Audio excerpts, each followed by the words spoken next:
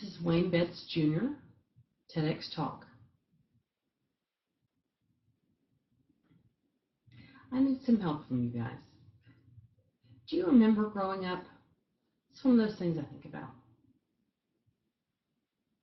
Can you help me with it? Do you remember growing up?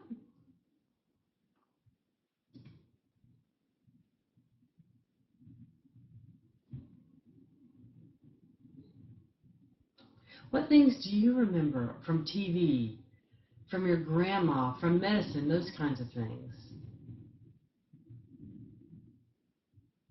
Do you remember things from San Francisco? What did you do? Yeah, well, maybe. I remember my grandmother. It depends. You know, everybody has different perspectives. I have all these movies shown and lined up, and you know the names of most of them growing up, the different actors. But you couldn't watch the captions on TV. So for me, I never understood any of that. You know, lights, camera, action, move, you know, the camera zooms in and zooms out, and I watched and saw all of the different pictures, but not the words. For the story, it's the images that are really powerful. One movie in particular that's on my mind is E.T. How many of you have seen it? Raise your hand. Okay, just about everybody has seen that. It's one of the first movie actors that I can remember from when I was a kid. Watching that with my parents, I was so excited all day. Just can't wait to get to the night in order to go see that movie. I was so excited. It really touched me. I remember it kind of opened my eyes. You know, kind of on opening night, you know, the trees were blowing and the light shines down. You know, the UFO comes through and you see someone driving a big truck coming through and the lights and they swerve and there's a movie camera and the shot pulls up and you see something hanging from the belt chain and you can't see the face. All you see is that on the belt. And maybe the man doesn't know. Maybe you don't know who it is. Who's controlling the aliens, maybe. You know, and they escape into the house. And the lights go down, and the sun comes up, and the story continues. The boy rides his bike. Oh, and they fly, and you think E.T.'s dead, and they take him home, and he's in the bathroom, and they think, oh, maybe he's dead, and he's crying, and they bring him back, and the lights come back on, and the police come in, and they storm the house. Trucks arrive, and you see that light again. You don't see a face, so you don't know who it is. Who's that working? You know? And the camera goes back and forth.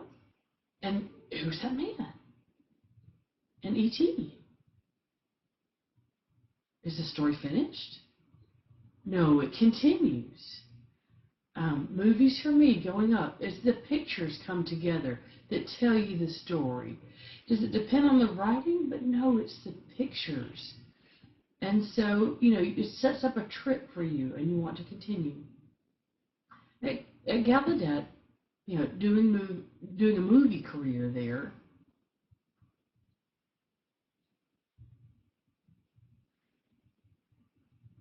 you know, some people said that deaf people couldn't do it, and the hearing said they couldn't, but they can. And so, let me show you about visual expression. Now, what's the background information on that? You know, cameras and storytelling. You know, it's something that we have a hard time explaining. In this class, what do we want to do? Express what? Express yourself? I watch myself. Okay, now what? What do I do? Show of hands, hearing. Do you remember? Okay. What do they do at their universities? Is it odd? Do they make an odd expression? Do they have no facial expressions on their bodies? Do their eyes move? Does the camera move back and forth? Is there a fire? Is it someone running? You know, flowers or clouds? I don't know. It's odd. You know, that expression. You know, they have music so they can hear, make them feel alive. But what about in deaf classes? How do you express yourself? You don't have to follow the hearing community or even mine, but what's the struggle? I see that. I don't have a word for that. What's a word for that? I don't know. We finished that. We have that. That was good. Good understanding. Smooth communication. Okay. But is my mind blank? At Gallaudet, we travel. Use different technology. Different cameras. Different lenses. Non-visual marker, different lights, three lights set up on a tripod. I can list a whole myriad of different things. But do we have those things? Grammar of the film language. Movie language. Does the movie have a language? Is there a language of film? No, that's not the text. No, I'm not talking about a transcript. No, not a script of the whole play. Thousands of pages? No. What we're talking about, close-up, medium shot, or wide shot. Have you experienced that? Was a close-up, a medium shot, a wide shot? Let me abbreviate that for you. Here's a story. A wide area. You see trees and a house and a man with a hat and a cigarette, and then it zooms in to a medium shot of him. And you can see the man, he pulls out and looks at his cigarette, and in the close-up, it zooms right in on his face. And that uses his emotions to emphasize his facial expressions in a close-up. Okay? There's lots of different ways, a close-up, a medium shot, a wide shot, zoom in and out, up and down. There's so many different ways you can do that. Another I've seen, does that connect? A voiceover or off-screen narration. What does that mean? Off-screen narration, voiceover. They talk about the poor people and they're so hungry, and the voice tells the story of of these poor orphans in the poor countries far away, and you need to donate your money to support their fund. We're so hungry, the poor children, and you hear in the background the narrator, this lilting voice that goes up and down telling the story. That's the voiceover. The deaf films, how would you do that? Well, there's lots of different ways. Let me show you. Look at those tiny little words. They're going on forever.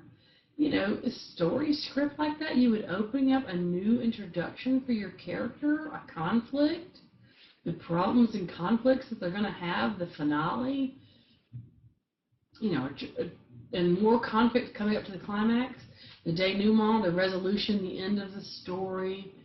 American movies like to have an ending. And they have rules. You need to follow the specific rules. I encourage you to follow them. There's so many of them. Look at this list. For myself, from my classes, for deaf culture, we pull up our sleeves and we look at the different rules and we put it all together and move things around in order to make a deaf movie. Okay? You think about RIT, deaf. In a frame, two people talking. No, you can't. You gotta cut that. The trees go around. It has to be in this one square picture. Let's try it again. I want to challenge you. I want you to think beyond just your narrow box. Think outside the box. Think about myself and my wife. Have a look here.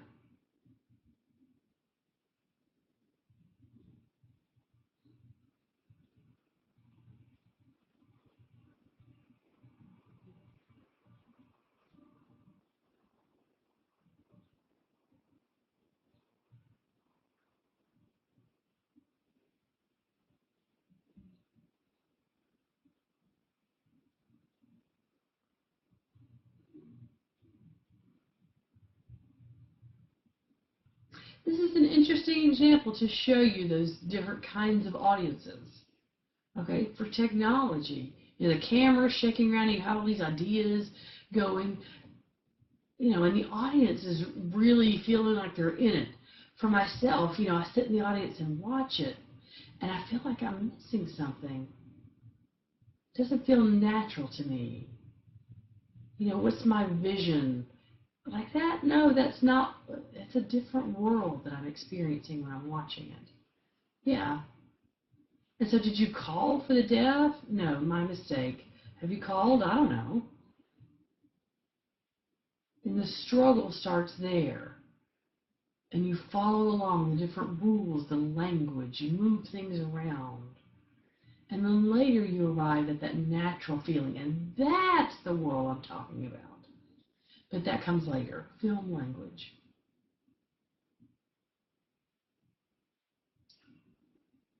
You have film language.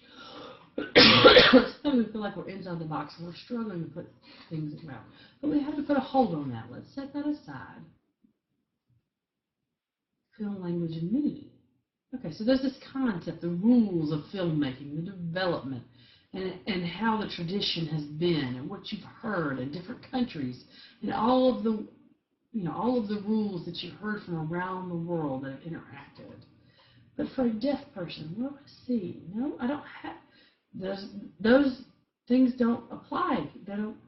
So in the deaf world, what is our point of view? How does that apply to filmmaking? Script. The script. So do you think of just the words, like tree, house, character, and it lists all of the different things in the book? Is that what we're thinking about in our language? Is that how we're smoothly communicating? Writing in English, and it's a struggle for me. But making it smooth in ASL.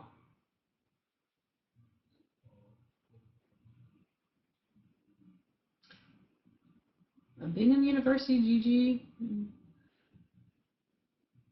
they talk about something's important at the cinema, and they're talking, and the film going back and forth. It's the same, but for me, the way that I think in ASL, having to make it, how do you show it more smoothly in a film world? Do you have a written script? No. An ASL script. Okay, what's the story going to be? Okay, it's a project like that. I'm going to show you. And so you see something coming up their face and going down the road, the traffic's coming back and the houses are lined up. And it comes over your head and the shot moves to the left. And then opens back up again. And it's a jelly jar and it moves around. So that's one of the first things that we do. I'm not the only one, but you have a whole team of deaf people that are working together. Someone with props and the actors, the camera person. All of these people together form the crew to help make the script, okay?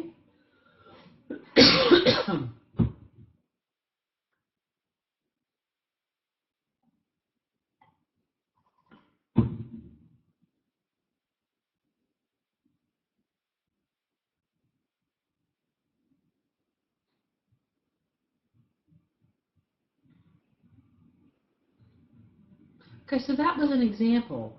You can feel that's what we're talking about for the future. A video like that where we're making a production where it shows the big picture and you can change things in the scene and it gives you an idea and an understanding. The building's growing and just being destroyed by themselves. Can you follow that? Can you see how that's the storyline? Here's another one, camera flow. Camera flow. Does that mean actually cutting the camera? Talking and then swapping over to somebody else and then someone else is talking and you go back and forth, left and right, turn taking? Is that the same thing? So showing two people talking, one person's turning and they turn again, turn to the left, turn to the right. Do we have to do it that way? Or can we stop camera flow and move it over here? Does that feel natural? Two people just staring at each other as a scene goes by and they're continuing, things get up, are they connected? Is it the same? Is it disconnected? The camera is smooth. It can continue. And so you have that feeling. I feel like I'm in that same kind of world. And I start to use more, I feel embodiment of me walking through the scene.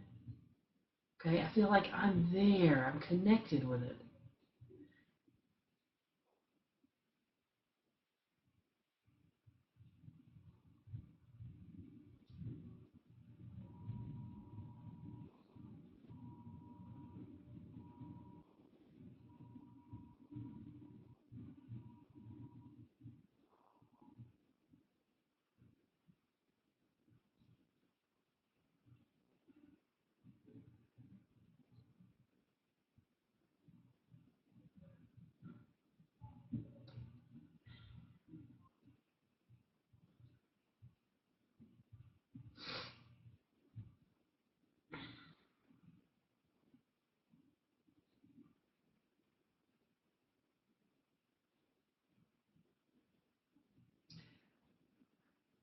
Another script, it's not just the words coming at the bottom. They broke it.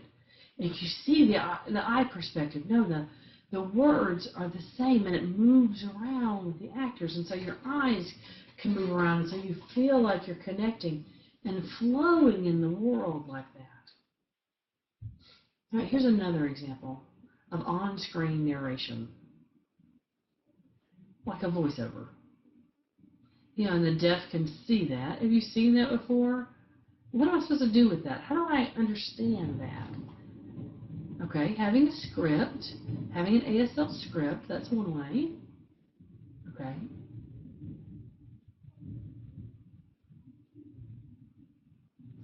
Like someone telling the story. Okay, like a voiceover, the words are going around. Let's watch this.